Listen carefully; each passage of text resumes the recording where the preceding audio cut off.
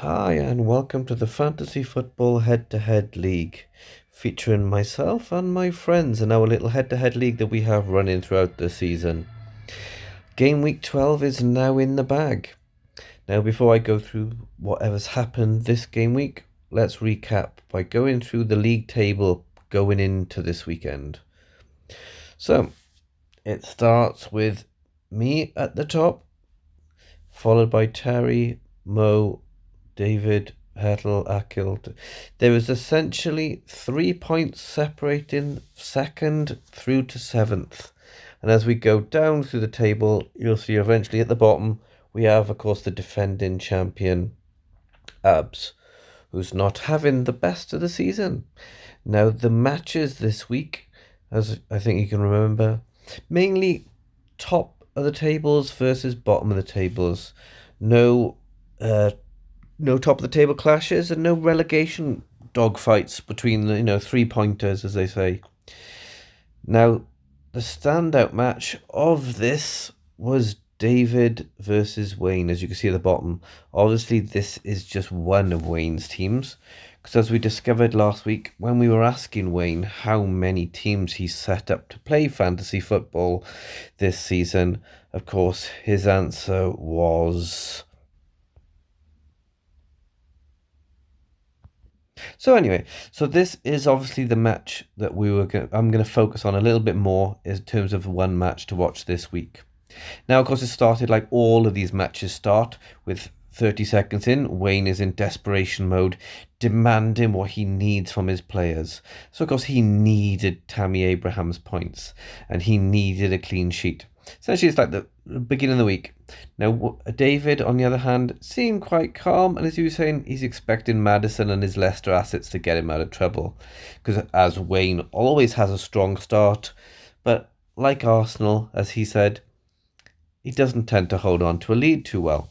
Now, did it go that way? Right, well, this is how it went. Essentially, all those Chelsea assets for Wayne did very, very well. But Aubameyang didn't do much, Rico didn't do much, Sterling didn't do much. Whereas David's team, out of the front seven, only Sterling didn't get in points.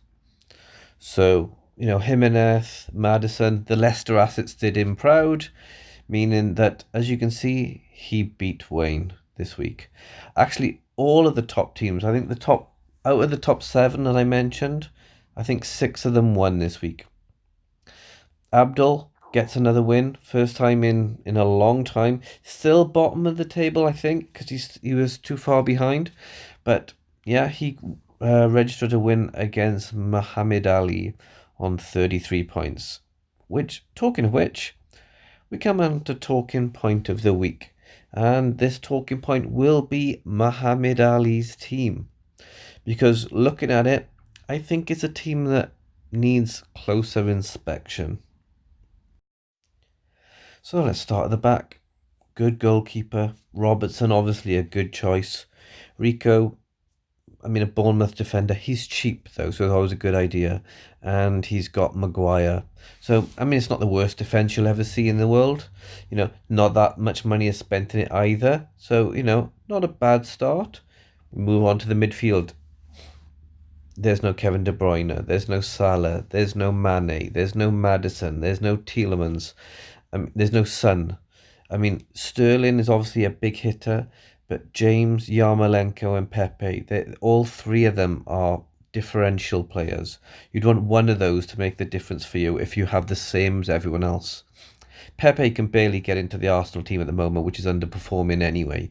Yarmolenko can barely get into the West Ham team, which is disappointing. And James has got a position, it seems, in the Man United team, but they're not exactly full of goals. And he's going to get you a goal. I don't know if he gets any assists, but he's going to get you a goal maybe every 5 weeks. But I suppose this midfield is cheap. So at least that means that obviously there's not that much spent in defence either. So there must be a lot of money spent in attack. That's the attack.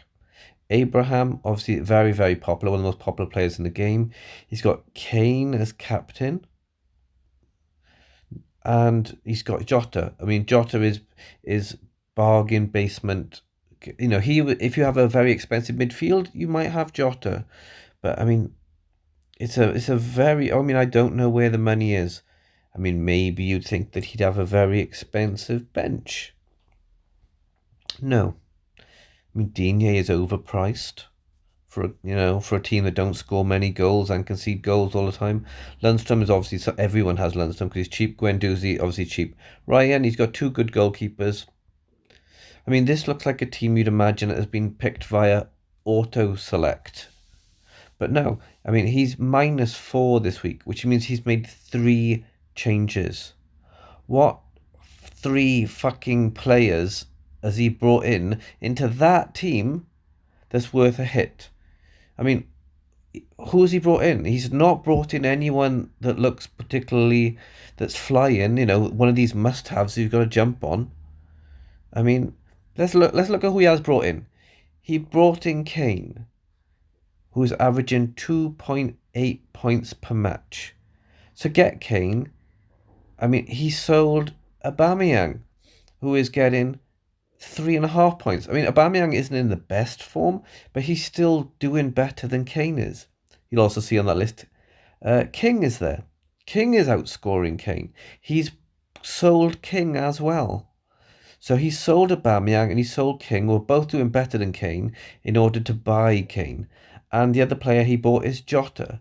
Jota's getting 1.2 points per match. He's not even playing an hour per game. So he's sold 2 strikers that are doing worse than the 2 he already had. And he sold Alonso the third. 5 points per match he's getting. Now I'm doing this scroll down just to show you all of the players in the game who are getting more points per game than the guy he sold Alonso for. Look at even Chelsea players. Look how expensive Alonso is. But just look through this list of defender. Socrates. I mean, you could buy anyone, when you're selling, when, I mean, there you go. Maguire, 2 points per match. That's who he's brought in. He's brought in for a hit a guy that gets 2 points per match. So he's -4 to bring in 3 guys that are off form. I mean, in the words of Mike Tyson, Jesus Christ. So let's round things up with the league table going into the international break. So I am still top, 7 points ahead of Terry. And then it's essentially the usual suspects. There's only been one change of position this week, which is Dalron moving up above Akil, with Akil's loss and Dalron winning. Other than that, everyone literally stays in the same place. Abdul's win means that he has come closer from moving up the bottom, but is still bottom. And he still has the 2 Attridge brothers just hanging above him. There we see Ryan and Wayne sort of battling it out.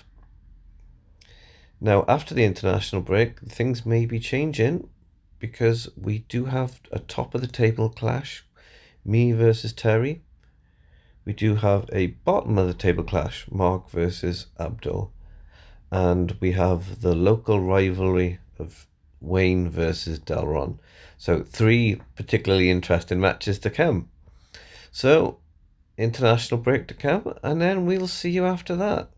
We'll see who does well, who doesn't do well, and who doesn't do anything too much at all.